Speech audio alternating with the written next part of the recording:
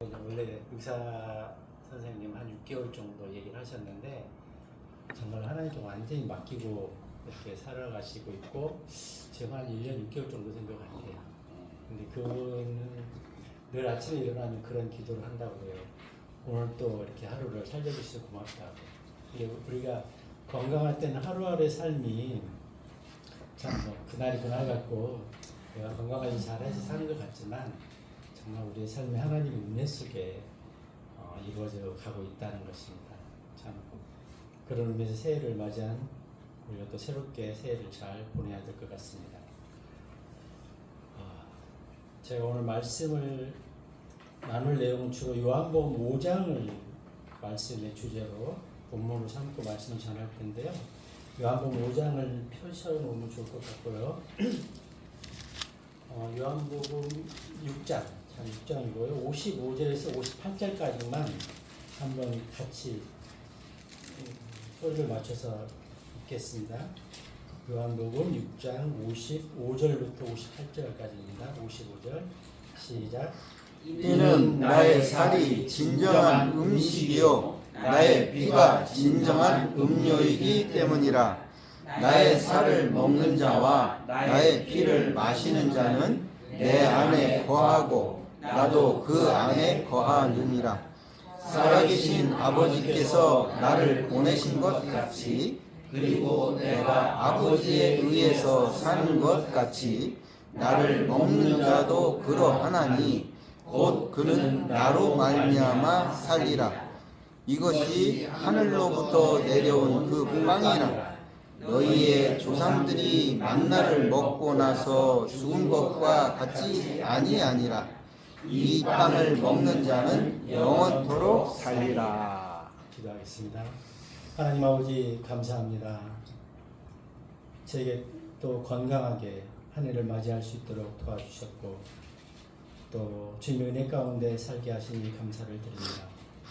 하나님, 새해에는 우리 공주 진리 침례교회가 죽어 있는 많은 혼들에게 복음을 전할 수 있도록 기회를 주시고 또 많은 혼들이 구원받는 실제적인 역사가 일어날 수 있도록 도와주시옵소서.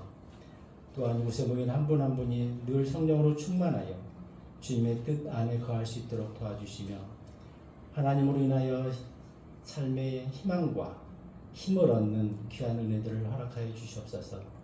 주님, 오늘 말씀을 선포할 때 우리 중에 구원받지 않은 혼이 있다면 구원받게 도와주시고 또 저를 온전히 감춰주시고 예수 그리스도만이 높여지는 귀한 은혜의 시간으로 인도하여 주시옵소서. 감사드리며 우리 주 예수 그리스도 이름으로 기도하였습니다. 아멘. 우리가 보통 새해가 되면 누구나 새로운 다짐을 하게 됩니다. 올해는 더 잘 살아보자 라든가 또는 더 나은 사람이 되자 그런 다짐들을 하게 됩니다. 그러나 하나님은 우리에게 근본적인 삶의 질문을 던지십니다. 너는 무엇으로 사느냐입니다. 오늘 요한복음 6장을 통해서 무엇을 우리가 살아야 하는지를 알아보고자 합니다. 하나님께서는 이 세상에 두 개의 세상을 창조하셨습니다. 보이는 세상과 보이지 않는 세상을 창조하셨습니다. 보이는 것은 잠깐이요. 사람들은 보이는 세상을 중요시 여기는데 하나님께서는 보이지 않는 세상이 영원하다고 말씀하고 있습니다. 그리고 오늘 또 본문 6장에 보면은 하나님께서는 두 종류의 음식을 만들어서 우리에게 제공하고 있습니다. 물론 구원받지 않은 사람은 영적인 음식하고는 좀 거리가 멀겠지만 우리 육신이 필요로 하는 음식이 있고 우리의 영이 필요로 하는 음식이 있다는 것입니다. 우리가 육신의 음식은 때를 따라서 꼬박꼬박 챙겨서 먹을 수 없지만 보통 영적인 음식에 대해서는 그렇게 중하게 여기지 않고 사는 게 일반적인 것 같습니다. 음식은 우리에게 매우 중요합니다. 우리는 먹어야 살고 먹어야 자라고 그리고 먹어야 삶의 열매를 맺을 수 있기 때문입니다. 그래서 무엇을 먹느냐는 곧 어떻게 사느냐의 문제이기도 합니다. 요한복음 6장은 사람들의 관심과 예수님의 관점이 극명하게 갈리는 지점에 있습니다. 사람들은 빵을 보았고 예수님은 생명을 말씀하셨습니다. 예수님은 자신을 음식에 비유하고 있습니다. 우리가 음식이라고 하면 다 아시지만 마실 음자, 그 다음에 밥식자, 먹고 마시는 문제를 보통 음식이라고 합니다. 51절에 보면은 나는 하늘로부터 내려온 살아있는 빵이라 이렇게 말씀하고 있습니다. 이건 예수님이 자신을 비유하신 말씀입니다. 인자는 영적인 삶을 위한, 여기서 인자는 예수 그리스도를 말씀하십니다. 삶을 위한 너희의 참 음식이라고 말씀하고 있습니다. 그러니까 우리가 영적으로 다시 태어났으면, 영적으로 새 생명이 되었으면 이제 우리에게 기본적으로 필요한 것이 영적인 음식이고 그 음식이 예수 그리스도라고 성경은 말씀하고 있습니다.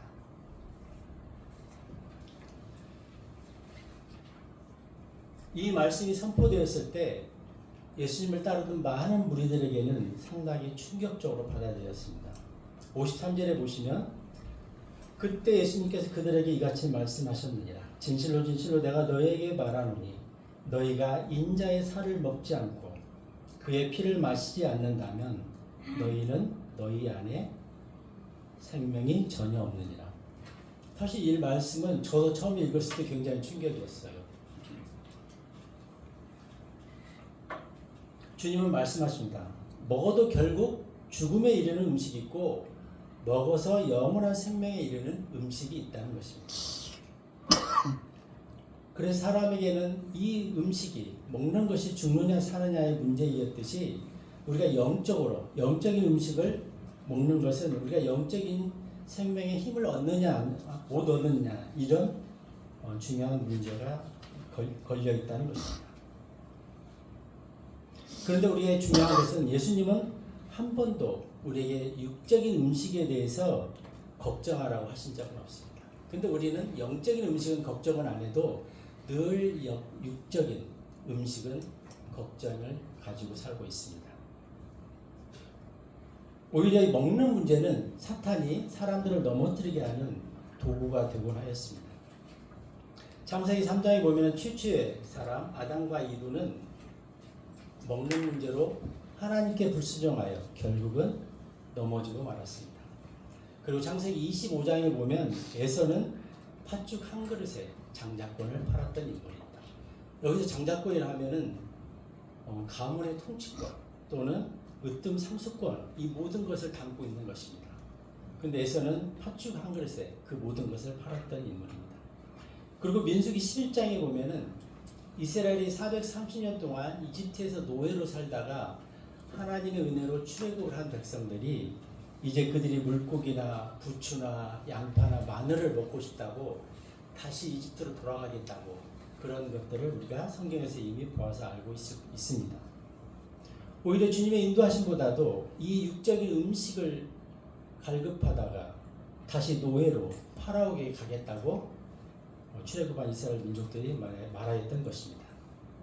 사탄은 심지어 예수님도 마태복음 4장에 보면 빵으로 시험했던 적이 있습니다. 또한 성경에 보면 반대로 먹는 문제에서 자신을 지킨 사람들이 있습니다.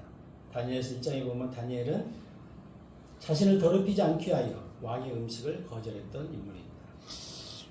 23장에서 욥은 하나님의 말씀을 필요한 양식보다 더 중하게 여겼습니다. 빌립보 4장에 보면 바울은 육체적인 배고픔과 궁핍을 초월하여 살았다고 이렇게 고백하고 있습니다.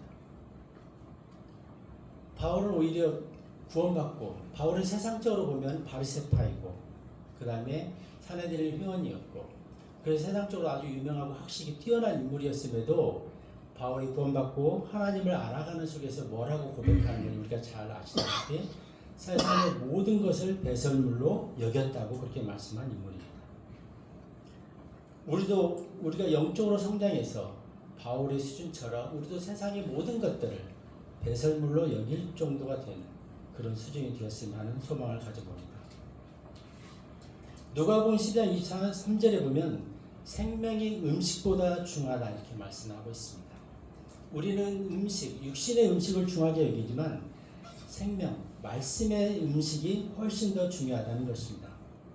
육신의 음식은 아무리 잘 먹고 많이 먹어도 육체는 언젠가는 죽기 때문입니다. 요한복음 6장의 내용을 조금만 살펴보면요, 많은 무리들이 예수님을 따랐습니다. 그리고 저녁이 되자 이들을 어떻게 먹여야 되는지 제자들이 고민하기 시작합니다. 그랬을 때 예수님께서 보리빵 5개와 물고기 2마리로 거기에 모인 사람들, 이게 성인 남자만 5,000명을 먹이고 12바구니를 남기는 그런 역사를 베푸십니다. 아마 성인 남자만 5,000명이니까 실제로 한 15,000명은 되었을 거라고 생각이 됩니다. 그 광경을 보고 사람들은 열광하기 시작합니다. 사람들의 배고픔을 한순간에 해결되었기 때문입니다. 그래서 14절에 보면은 이렇게 말하고 있습니다. 그때 그 사람들이 예수님께서 행하신 기적을 보자 그들은 말하기를 이분은 참으로 세상 속으로 오셔야 할 그 예언자시라 이렇게 말하고 있습니다. 그리고 성경은 계속해서 15절에 이렇게 말합니다. 그러므로 예수님께서는 그들이 와서 자신을 왕으로 삼기 위해 자신을 강제로 데려갈 것을 아셨을 때 그분 자신만 홀로 어떤 산속으로 다시 떠나셨더라 이렇게 말씀하고 있습니다. 사람들은 생각한 거예요. 이 예수님을 우리의 왕으로 삼으면 이제 고생 끝이다. 먹고 사는 문제는 해결되었다. 이런 생각을 하게 된 것입니다. 그러나 예수님은 그들이 들을 귀가 없는 그들의 태도를 보고 오히려 피해서 산으로 떠나셨던 것입니다. 그리고 6장 22절에 보면은 이제 다음 날이 됐습니다. 예수님께서는 갈릴리 호수를 건너서 맞은편 가버나움으로 자리를 옮기셨는데 다음 날 사람들이 다시 예수님을 찾아서 따라오게 됩니다. 26절에 보면은 예수님께서 그들에게 대답하여 이같이 말씀하셨느니라.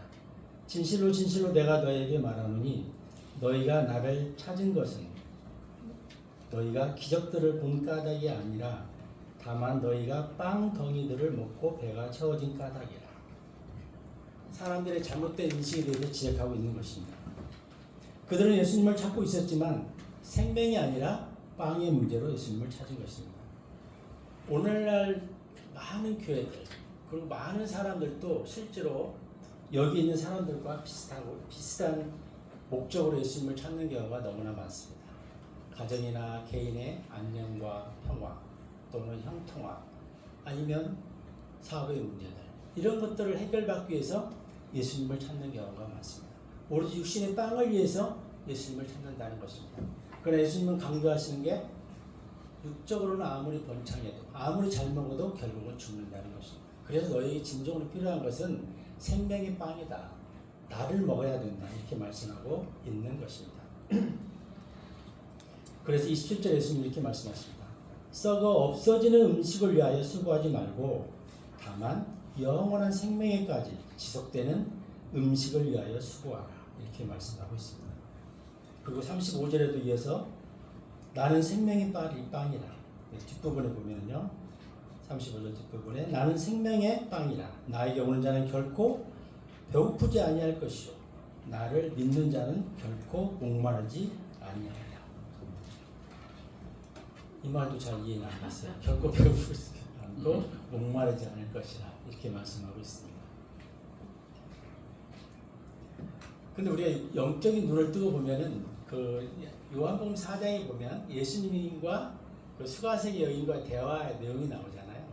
그때 제자들이 식사 때가 돼서 음식을 구하러 갔다가 왔을 때 예수님이 그렇게 말씀한 게 있거든요. 나에게는 너희가 알지 못하는 음식이 있다 이렇게 말씀하거든요. 그래서 우리가 좀 생각해 보면은 우리가 영적으로 충만하면은 음식으로 충만한 것보다 훨씬 더 기쁨과 감격이 있습니다. 아마도 이런 초점에서 보면은 충분히 이해할 수 있을 것이라고 생각이 됩니다. 우리는 혹시나 우리가 배고플까봐 목마르지 않을까봐 늘 육신의 음식에 목말라고 있고 또 그거에 염려 가운데 살고 있습니다. 우리가 이집트의 7년이라는 기근이 들을 때 한번 상황을 살펴보고자 합니다. 이집트에 7년 동안 기근이 들자 사람들이 어떻게 했죠?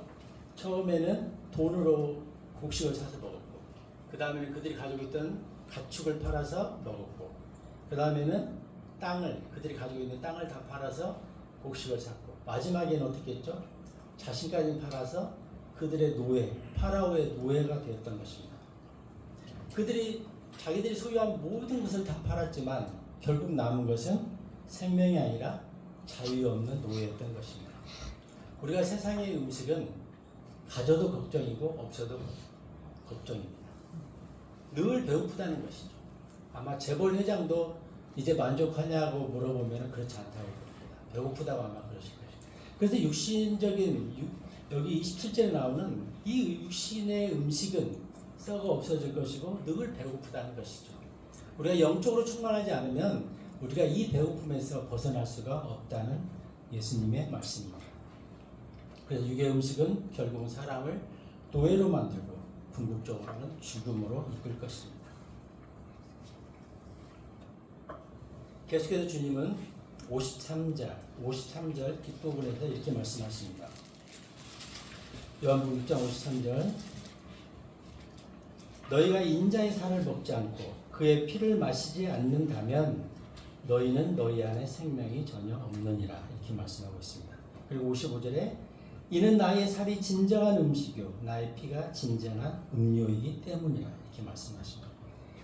우리들은 계속해서 예수님이 이렇게 말씀을 선포하실 때 굉장히 충격을 받았던 것 같습니다. 그래서 60절에 뭐라고 하는 거니 뒷부분에 이같이 말씀하신 것이 어렵도다 누가 그것을 들을 수 있겠느냐 하였다. 오늘날도 어려우니 그 당시엔 더 어려웠을 것 같습니다. 그래서 66절에 보면 그때부터 그분의 제자들 중 많은 이들이 돌아갔으며 떠나갔다는 것입니다. 자기들이 필요로 했던 육신의 음식이 아니라 영원한 생명으로 오신 생명의 빵으로 오신 예수님을 보고 이들은 실망해서 돌아갔던 것입니다. 육신의 문제, 먹는 문제가 해결됐다고 좋아했던 사람들이 이제 쓸쓸히 떠나가는 모습이 머릿속에 그려지는 것 같습니다. 오늘날도 거짓 기적이나 병 고침을 위해서는 사람들이 구름대처럼 몰려와도 진리의 말씀, 우리의 마음을 찔리는 이 생명의 말씀이 선포되면 사람들이 떠나가는 것입니다. 우리가 여기서 하나 중요하게 발견할 수 있는 사실은요, 말씀이 어려워서 떠나는 것이 아니라 받아들이기 싫어서 떠난다는 것입니다. 하나님의 말씀은 믿기 어려운 것이 아니라 내가 그것을 받아들이기가 싫은 것입니다. 생명의 말씀은 이 진리의 말씀은 그냥 하나님께서 예수 그리스도께서 선포하시면 그대로 우리는 믿으면 내 양식이 됩니다. 근데 예를 들어서 나의 살을 먹는 자와 나의 피를 마시는 자 하면 이게 뭔 뜻이지? 그냥 우리는 그대로 일단은 기본적으로 받아들이면 그게 내 삶의 생명의 음식이 된다는 것입니다. 그 부분을 조금 더 우리가 출애굽기에서 나중에 좀 살펴보도록 하겠습니다. 예수님께서 63절에서 계속 말씀하십니다. 내가 너에게 전한 말들 그것들은 영이요 그것들이 생명이라 이렇게 말씀하고 있습니다. 이게 말씀은 우리가 어떤 지식을 더하거나 아니면 정보를 주는 그런 목적이 아니라 곧 생명으로 우리에게 하나님께서 주신 것이 말씀이라는 것입니다. 그래서 우리가 말씀을 창세기부터 계시록까지 쭉 읽을 때 어려운 것은 물론 이해하기 어려운 부분도 때로는 있지만 이 말씀을 100% 순수하게 그대로 받아들이는 것이 좀 어렵다는 것입니다. 그래서 믿음이 어렵다고 하는 것이죠. 출애굽기 12장을 한번 보실게요. 출애굽기 12장. 출애굽기 12장은 이제 이집트의 노예로 살던 그 이스라엘 백성들이 이제 이집트를 떠나기 전날 밤의 상황입니다. 이게 곧 우리가 잘 알고 있는 6월절 사건인데요. 우리 학생도 있으니까 잠깐만 설명하면은 6월이라고 하면은 이게 어떤 분이 심지어 1, 2, 3, 4, 5월 6월이라든가 이렇게 오해하는 경우도 있다고 그래요. 근데 6월이라고 하면은 넘을 유자, 넘을 월자예요. 우리가 월담한다고 그런 말 하잖아요. 이게 여기서 6월은 뭘 넘는 거냐? 심판을 넘는다는 거죠. 심판을 면제하겠다는 거죠. 생명, 사망을, 죽음을 면제하겠다는 것입니다. 어떻게 그걸 면제하시는지 한번 살펴볼까요? 어린 양의 피를 문틈에 바르면 이건 하나님께서 명령을 주신 거예요. 그리고 그 고기를 문 안에서 먹어라 이렇게 명령을 주셨습니다. 그러니까 어린 양의 피를 어린 양을 준비하였다가 그 어린 양을 잡아서 이 문틀에 바르면 하나님의 심판이 임할 때 그 피를 보고 그 집에 심판을 면하여 넘어가겠다, 이런 뜻으로 유월절이라고 합니다. 그래서 어린 양의 피가 있으면 그 문틀에 어린 양의 피를 발랐으면 그 집은 사는 것입니다. 심판을 면제받는 것입니다. 그러니까 그 문틀 안에 그 사람이 살인자든 뭐 절도범이든 강도든 누가 있는지 아무 상관이 없다. 어린 양의 피만 있으면 그 집은 심판을 면한다는 것입니다. 그래서 피를 바른 문 안에 있으면 누구라도 안전한 것입니다. 이게 하나님의 은혜라는 것입니다. 우리가 구원받을 때 예수 그리스도의 피를 우리가 믿을 때 구원받잖아요. 예수님은 우리의 상태를 보는 게 아니에요. 그가 얼마나 배웠는지, 아니면 사회적으로 얼마나 훌륭한지, 아니면 얼마나 사회적으로 정말 페르나처럼 살고 있었는지, 그런 걸 따지지 않는다는 거죠. 예수 그리스도의 피를 믿는 그 믿음이 있으면 그 심판을, 사망을, 죽음을 면제한다는 것입니다. 은혜가 무엇이죠? 자격이 전혀 1도 없는 사람에게 하나님이 조건 없이 선물로 주시는 것을 은혜라고 합니다. 만약 우리가 뭐 세상적으로 착하게 살고, 아니면 하나님에 대해서 지식적으로 많이 알고 그래서 구원받았다면 내 공로를 자랑할 수 있겠죠.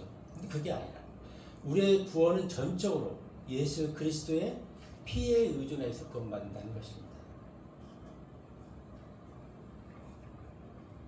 출애굽 때 예수님께서, 하나님께서 심판하실 때 어린 양의 피가 있느냐 없느냐로 그 집을 심판할 거냐 아니면 심판을 면할 거냐를 결정했듯이, 오늘날 신약시대에 우리가 예수 그리스도의 피를 믿음으로 받아들였느냐, 그거에 의해서 구원받느냐 구원받지 않느냐가 결정되는 것입니다. 교회를 얼마나 다녔느냐, 아니면 11조를 얼마나 많이 했느냐, 아니면 교회에서 어떤 직분을 가지고 있느냐, 이런 것하고는 아무 관련이 없다는 것입니다. 여러분은 구원 받으셨습니까? 정말로 이 구원은 거저주시는 하나님의 선물인데, 이거를 거부해서 만약에 사망과 불호시에 영원히 던져져서 고통 가운데 산다면 이보다 억울한 일은 정말 없다는 것입니다. 히브리서 2장 14, 15절에 보면 자녀는 살과 피에 참여한 자들이다, 이렇게 말씀하고 있습니다. 이 말은 즉 죽음을 통해 죽음의 권력을 이기신 예수 그리스도와 내가 살과 피로 같이 연합됐다, 이런 말씀입니다. 우리가 예수 그리스도와 연합될 때 사망의 권능을 이기신 것, 마귀를 지옥불에 던지시는 것, 그래서 우리가 마귀로부터 자유할 수 있게 되는 것입니다. 그래서 예수님이 어린 양으로 오신 목적은 우리를 건져주시기 위함이라는 것입니다. 히브리서 9장 12절에 짐승의 피가 아니면 자신의 피로 영원한 구속을 이루었다는 거죠. 구약시대에는 짐승의 피로 일시적인 우리의 죄를 덮어주셨다면, 신약시대에는 예수님께서 어린 양의 피로, 어린 양으로 오셔서 우리를 완전하게 영원한 구속을 이루어 주셨다는 것입니다. 한번 우리가 여기서 좀 생각해 보실 수 있는 게, 구약시대에는 내가 어린 양을 준비해야 됐어요. 그리고 내가 어린 양을 잡아서 문틀에 발려야 됐어요. 근데 지금은 얼마나 은혜가 더 커졌냐. 예수님이 어린 양으로 오셨어요. 더 완전한 어린 양으로. 그리고 그분이 십자가에서 이미 죽으시고 부활하심으로 우리의 구원을 모두에게 다 베풀어 주셨다는 것입니다. 이 사실을 믿고 받아들이면 이 구원이 내 것이 되는 거예요. 구약 때보다도 훨씬 더 우리는 예수님을 쉽게 믿고 쉽게 받아들여서 구원받을 수 있다는 것입니다. 구약에는 양을 준비해야 되는 그런 번거로움이라도 있죠. 그리고 양을 잡아야 되잖아요. 그리고 문틀에 양의 피를 발라야 되잖아요. 신약시대에는 예수님께서 이 모든 것을 다 끝내주셨다는 것입니다. 우리가 이분을 믿음으로 받아들이면 누구라도 구원받을 수 있는. 근데 아이러니죠. 어떻게 이렇게 쉬운데 이거를 안 받아들이죠? 저도 사실 맨 처음에 받아들이기 어려운 시절이 있었긴 하지만요. 정말 우리가 구원에 대해서 진정으로 잘 이해한다면 거부할 수 없는 하나님의 은혜라는 것입니다. 우리가 예수님의 피를 힘입어 우리가 예수님께 나간다면 누구라도 구원받을 수 있다는 것입니다. 예수님께서는 전혀 아까도 말씀드렸지만 그 개개인의 상태를 보지 않는다는 것입니다. 그가 어떻게 인생을 살아왔는지에 대해서도 예수님은 신경 쓰지 않는다는 것입니다. 오직 구약시대 출애굽 때 어린 양의 피를 보았듯이 지금은 어린 양을 오신 예수 그리스도의 피가 있느냐 이거를 보신다는 것입니다. 그래서 어린 양의 피, 예수 그리스도의 피가 유일한 심판의 기준이 되는 것입니다. 그래서 보통 우리가 믿음 하는데 믿는다는 것은 몇 번 말씀드렸지만 받아들이는 거예요. 내가 그걸 수용하는 거고 내 의지로 그거를 받아들이겠다 하면 그게 곧 믿음이라는 것입니다. 어떤 믿는다는 게 막 믿습니다, 막 강조하고 철학기도하고 새벽기도하고 막 금식기도하고 이래서 믿음이 생기는 게 아니라 내가 합리적으로 이성적으로 들어봤더니 내가 왜 죄인이고 예수님께서 말씀을 통해서 어떻게 구원받는 것을 제시하셨고 그러면 그것을 내가 내 자유의지로 받아들이면 그게 곧 믿음이라는 것입니다.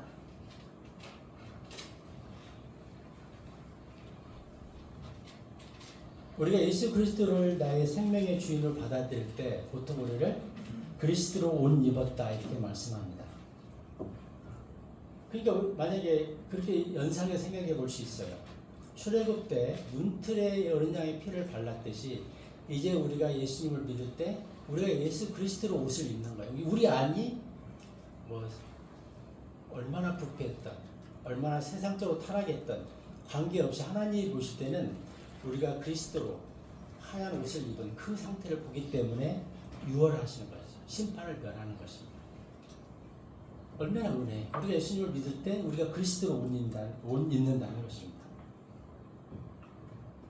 그래서 저는 이 구원에 대해서 생각해 볼수록 이보다 더 쉽게 구원을 은혜로 줄 수 있는 방법이 있을까? 없다는 것이죠. 그리고 이보다 더 쉽게 구원을 우리가 이해하고 받아들일 수 있는 또 다른 방법이 있을까? 없다는 것이죠. 근데 오늘날 구원받은 사람이 너무너무 적다는 것입니다. 첫째는 이 진리의 복음을 들을 수 있는 기회가 별로 없고요. 두 번째는 듣는 것 자체를 거부하는 시대에 우리가 살고 있기 때문에 그렇습니다. 그래서 출애굽 12장 13절에 이렇게 말씀하고 있습니다. 그리하면 너희가 있는 집들 위에 피가 있어 너희에게 징표가 되리라. 그리고 내가 그 피를 볼 때 내가 너희를 넘어가겠노라. 심판을 넘어가겠다 이렇게 말씀하고 있는 것입니다. 그래서 구약시대 출애굽 때 어린 양은 요한복음 1장 29절에 의하면 세상 죄를 제거하시는 하나님의 어린 양이라고 예수님을 표현하고 있습니다. 그래서 구약시대 그 어린 양을 대신해서 이제는 하나님이신 예수님이 어린 양으로 이 땅에 오셔서 우리의 죄 문제를 다 해결해 주신 것입니다.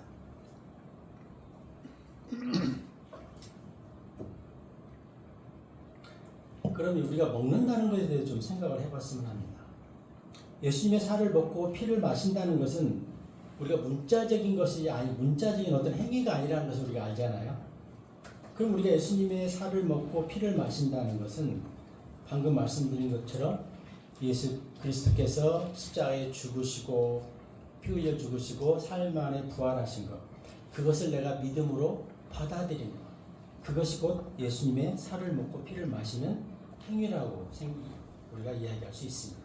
그럴 때 우리의 생명이 그리스도와 연합된다는 것입니다.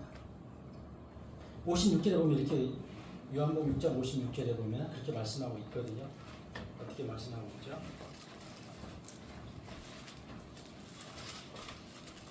나의 살을 먹는 자와 나의 피를 마시는 자는 내 안에 거하고 나도 그 안에 거하느니라. 먹는다는 것은 우리가 예수 그리스도 안에 거한다는 걸로 이렇게 말씀하고 있습니다. 먹는다는 것은 그리스도 안에 우리가 거하는 삶을 먹는다, 마신다 이렇게 말씀하고 있습니다.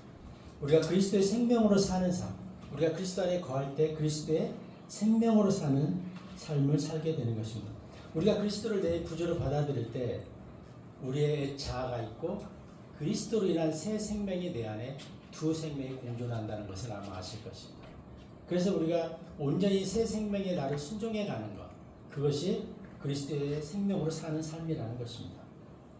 말씀이 지식에 머무는 것이 아니라 내 삶을 대체하는 생명으로 영향력을 끼칠 때 그게 그리스도의 생명으로 사는 삶입니다. 요한복음 5장 39절에 한번 보면은요. 성경 기록들을 찾아보라. 이는 그것들 안에 너희에게 영생이 있다고 너희가 생각하기 때문이라. 그런즉 성경 기록들은 나에 관하여 증언하는 것들이야. 성경의 모든 기록들이 우리에게 영생이 있다는 것을 알려주고 또 하나는 예수 그리스도에 관해서 증언하는 책이라는 것입니다. 그래서 이 성경 말씀은 요한복음 1장 14절에 보면 기록이기 전에 하나의 문자적으로 기록된 것이기 전에 하나의 인격으로 우리한테 오신 예수 그리스도를 표현하고 있습니다. 그리고 히브리서 4장 12절에 보면 말씀은 살았고 운동력이 있다고 해요. 말씀은 살아있는 생명이라고. 이 문자가 죽어있는 것이 아니라는 거예요. 우리가 이 말씀을 읽을 때, 우리가 이 말씀에 순종하여 살아갈 때 그리스도의 생명과 연합된다는 것입니다. 말씀은 죽어있는 문자가 아니에요. 이 땅에 아무리 훌륭한 소설이 있고 책들이 있지만 이 생명의 말씀, 진리의 말씀은 유일하게 성경뿐이라는 것입니다. 그래서 고린도후서 4장 10절에도 말씀이 곧 그리스도의 생명이니라 이렇게 말하고 있습니다. 골로새서 1장 27절에 말씀이 성령을 통해 우리 안에 거할 때 우리는 그분의 생명으로 산다 이렇게 말씀하고 있습니다. 먹고 마시는 것은 곧 나의 모든 삶이 주님이 내 안에서 일하심과 연합돼서 드러나게 되어 있다는 것입니다. 그래서 생명, 말씀이 곧 생명이고 우리가 이 말씀으로 사는 것, 그것을 우리가 먹고 마신다 예수님이 이렇게 표현하고 있습니다. 그럼 출애굽기 12장에서 좀만 더 살펴보면요, 11절에 보면 이런 말씀이 있습니다. 뒷부분에 그것을 서둘러 먹을지니라 이렇게 말씀하고 있습니다. 이게 떠나기 전에 서둘러서 그것을 먹어라 이렇게 말씀하고 있습니다. 그랬을 때 왜 하나님께서는 서둘러 먹으라고 했을까? 이런 생각을 좀 해보게 됐어요. 그래서 우리가 여기서 살펴볼 수 있는 것은 6월절 어린 양을 먹는 것은 우리가 떠나기 위한, 세상에서 분리되기 위한, 그래서 나그네와 순례자로 살기 위한 식사라는 것입니다. 우리가 이 시대 세상에 더 잘 살기 위한 식사가 아니라 떠남을 목적으로 하는 식사라는 것이죠. 그리고 이 어린 양의 이 먹는 식사는 즐기고 맛을 음미하는 그런 만찬이 아니라는 것입니다. 순종의 결단을 보여주는 식사요, 소속이 바뀌는 식사라는 것입니다. 우리가 말씀으로 충만하면 세상을 떠날 힘을 얻게 됩니다. 우리가 말씀으로 충만하면 세상을 이기는 힘도 얻게 됩니다. 마찬가지로 서둘러 먹으라는 거죠. 먹는 것 자체에 목적이 있는 것이 아니라 떠남을 위한 목적으로 먹는 것이죠. 그리고 10절에 보면 또 이런 말씀이 있습니다. 그 중에서 아침까지 남아있는 것은 너희가 불로 태울지니라 이렇게 말씀하고 있습니다. 그래서 6월절의 이 사건은 어떻게 보면 개개인의 입장에서는 이례적 사건이라는 것입니다. 이게 반복되거나 점진적으로 이뤄가는 것이 아니라는 거죠. 이만 곧 먼 우리가 구원이라는 것이 내가 오늘 신앙생활, 믿음 생활을 통해서 오늘 한 50% 달성하고 다음 달 되면 한 60% 달성하고 이렇게 100% 도달하게 하는 것이 아니라 믿느냐 안 믿느냐는 애쓰냐 노냐는 그 순간에 결정되는 것이죠. 이게 점진적일 수가 없다는 것입니다. 순종과 불순종은 바로 갈리는 거예요. 순종하면 100% 순종하는 것이고 불순종하면 100% 불순종하는 것입니다. 그래서 다시 기회가 없다는 말은 물론 아니지만 그렇다고 해서 계속 기회가 주어진다는 말도 아니라는 것입니다. 어떤 사람은 마지막 복음이 선포될 수 있어요. 누구에게? 또 물론 일반적으로 보면은 계속 말씀을 들을 수 있는 기회가 있겠죠. 그러나 이거는 항상 그 시점에서 단회적인 사건이라는 것입니다. 우리가 믿느냐, 불신느냐, 순종이냐, 불순종이냐, 이것은 그때그때 내 의지로 결정되는 이례적 사건이라는 것입니다. 그래서 구원은 예스 아니면 노로 우리가 결정나는 것입니다. 그리고 여기서 또 하나 우리가 좀 생각해 볼 수 있는 것은 영적인 선물은 저장되지 않는다는 거예요. 이 말이 곧 뭔 거니? 우리가 오늘 거룩하고 오늘 은혜 충만하고 순종적으로 오늘 살고 있고 하나님께 감사와 기쁨을 드리고 오늘 그랬다고 해서 이거를 오늘 저장해 뒀다가 내일 꺼내 쓸 수 있는 것이 아니라는 것입니다. 성도의 삶은 매일매일의 삶이 성도의 삶이라는 것입니다. 내가 오늘 성령으로 충만했다고 해서 내일 성령으로 충만한다는 보장이 없다는 거예요. 우리가 음식도 모아놓으면 썩듯이 영적 은혜는 그 원리하고는 좀 다르지만 저장해 둘 수 없다는 거예요. 한때 정말로 유명한 목회를 하셨던 분들 중에 말년에 타락한 분들이 의외로 많습니다. 그리고 한때 잘 나가던 성도로서 하나님께 충성되게 신앙생활을 했던 분들 중에 시간이 지나서 서서히 그 영적 상태가 식고 하나님을 떠나는 경우도 많습니다. 그래서 우리가 은혜로 산다. 우리가 하나님께 영광을 돌리고 하나님의 그 만남 속에 경험 속에 살고 있는 것은 매 순간이 결정된다는 것이에요. 이걸 오늘 내가 열심히 성경 읽고 열심히 충만해서 영적인 충만을 잘 저장해 뒀다가 내가 힘들 때 꺼냈어요. 물론 뭐 영적인 잔뼈가 굵을 수는 있겠지만 그렇게 되지 않는다는 것이죠. 그래서 우리가 가장 조심해야 될 것이 나도 한때 그랬다는 거예요. 과거의 열매를 따먹고 살려고 하는 거에서 우리가 조심해야 돼요. 나도 다 해봤던 거야. 나도 한때는 다 그랬지 뭐. 이거 조심해야 돼요. 우리가 하나님의 수준까지 도달하는 데는요. 아무리 열심히 달려가도 도달할 수 없는 거죠. 그래서 남아있는 것을 불태우라. 이 말 속에는 너희가 매일매일 그때그때 주어지는 하나님의 음식으로 하나님의 살과 피로 살아가야 된다는 것이죠. 우리가 한순간 방심하면 누구라도 넘어질 수 있습니다. 그래서 우리가 늘 깨어 있어야 되는 이유가 거기에 있는 것이죠. 우리가 음식도 하루 세 끼 꼬박꼬박 간식가게에서 챙겨 먹는데 영적인 음식에 대해서 우리가 좀 둔감하잖아요. 별로 표시가 안 나거든요. 육적인 음식은 금방 배고픔이 오는데 영적인 것은 감각이 더 둔해져요. 안 먹으면 안 먹을수록. 그래서 멀어지면 멀어질수록 더 과거의 열매를 따먹고 살려고 하는 사람들이 의외로 많다는 것입니다. 그래서 그리스도인은 매일매일의 삶이 곧 그리스도인의 삶이라는 것을 기억하시면 좋을 것 같습니다. 그래서 살이 우리의 음식이라면 이제 피의 능력에 대해서 좀 살펴보겠습니다. 아까도 말씀드렸지만 하나님의 죽음에서 건져주시는 유일한 방법은 어린 양의 피, 그리스도의 피입니다. 피에 대해서 성경적인 기능을 좀 몇 가지 살펴보겠습니다. 레위기 17장 11, 14절에 보시면요. 찾아보셔도 되고 아니면 잘 보시면 되는데 출애굽기 다음이 레위기입니다. 레위기 17장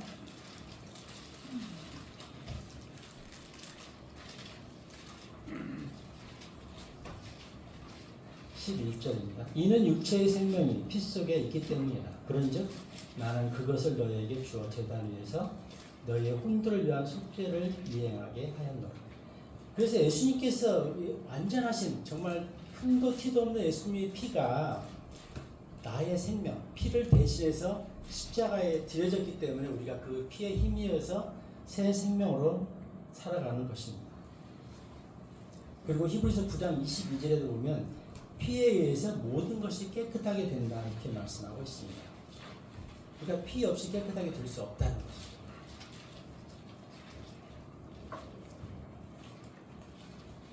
히브리서 9장 14절에는 그리스도의 피는 우리의 양심까지 깨끗하게 한다 이렇게 말씀하고 있습니다. 우리는 믿음 곧 그리스도의 피로 우리의 양심까지 깨끗하게 되었습니다. 이게 사람이 구원받기 전에는 아무리 도덕적인 사람, 아무리 정말 선하게 살려고 노력하고 성직자들도 이게 뭐 제가 성직자라고 하면 아마 카톨릭 신도 이런 쪽이겠죠. 살려고 해도 그들의 양심 깨끗해져 있지 않기 때문에 자기 노력으로는 한계가 있다는 거예요. 죄성이 있다는 것이죠. 우리가 구원받았다면은 어떤 상황이 되는 거죠? 이제 우리가 말씀 안에서 조금씩 깨끗하게 살아갈 수 있는 그런 힘을 받기 시작했다는 것입니다. 우리가 물론 여기서 오해하시면 안 돼요. 우리가 깨끗해졌기 때문에 구원받는 건 아니에요. 우리가 구원받았기 때문에 그런 힘을 이제 예수 그리스도로부터 공급받을 수 있다는 것입니다. 우리가 구원받아서 깨끗해져서 구원받는 게 아니라 구원받아서 우리의 삶이 새 생명으로 바뀌었기 때문에 이제 우리 양심이 깨끗해지기 시작했다는 것입니다.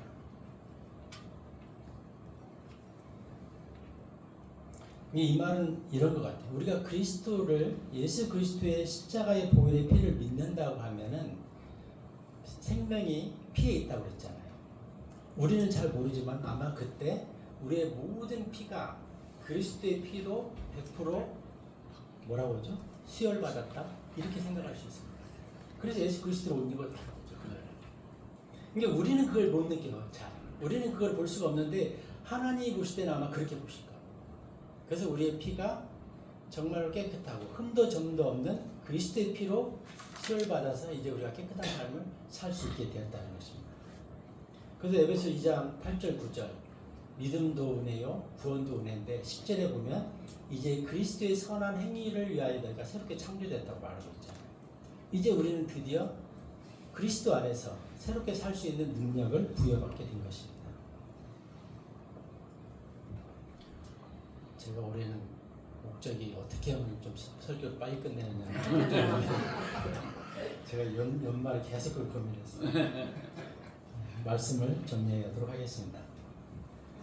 아까도 말씀드렸지만 어제의 영적 승리가 오늘의 영적 승리를 보장하지 않습니다.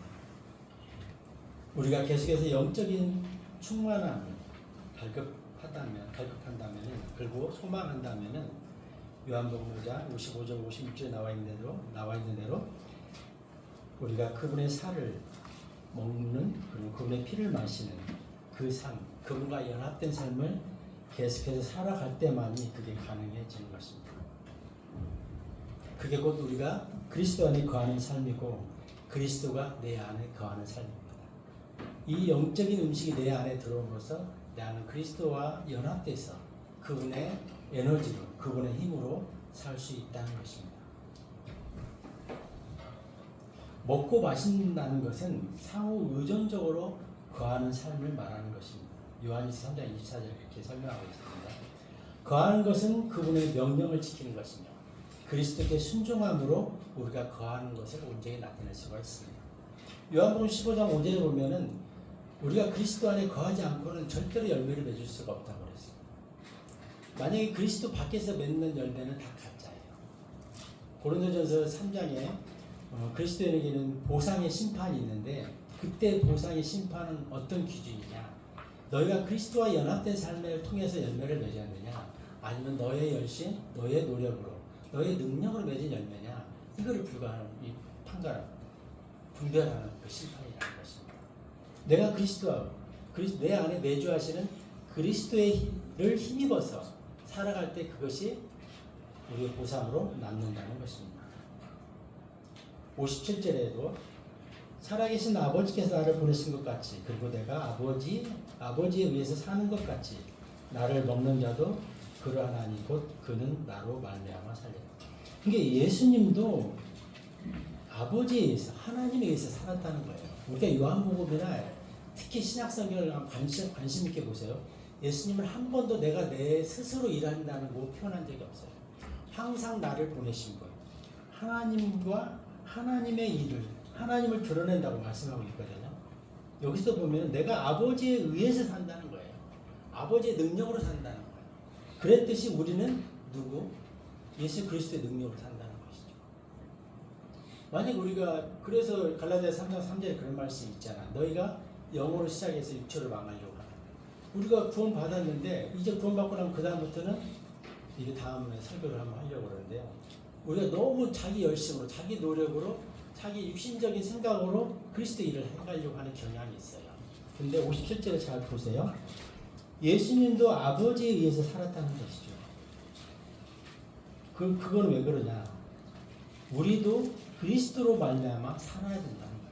그게 뭐냐? 살려면은 예수님을 통해서 예수님으로 인한 에너지를 받아서 우리는 그렇게 살 수밖에 없습니다. 우리가 말씀을 모르는데 어떤 능력을 우리가 그리스도를 드러낼 수 있나요? 없다는 것이죠. 그래서 그리스도의 살을 먹고 피를 마실 때 에너지를 공급받아서 살 수 있다는 것입니다. 그리고 새해에는 말씀으로 오신 예수님과 연합해서 우리의 삶을 한층 더 영적으로 성숙하게 드러내기를 소망합니다. 영의 양식, 생명의 양식을 먹을 때 우리는 세상을 이기는 힘을 얻게 되고요.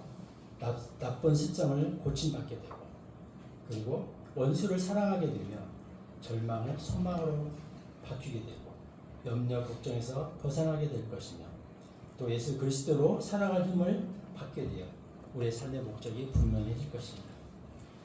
이 시간 주님은 우리에게 묻고 계십니다. 금년 한 해 무엇으로 살 것입니다. 이렇게 우리에게 묻고 계십니다. 이거에 대한 대답은 각자의 복이라고 생각합니다. 우리가 금년 한 해 무엇으로 살 것인지 한번 생각해 보시고 기도하고 마치겠습니다. 하나님 아버지,